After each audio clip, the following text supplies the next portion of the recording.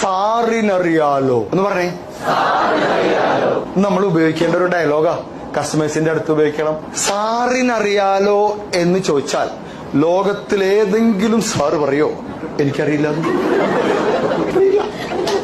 എന്നെ ബിസ്മി സൂപ്പർ മാർക്കറ്റില്ലേ, അവിടുത്തെ ഒരു സെയിൽസ്മാൻ എന്നെ ക്ലോസ് ചെയ്തു ഈ ഡയലോഗ് വെച്ചിട്ട്.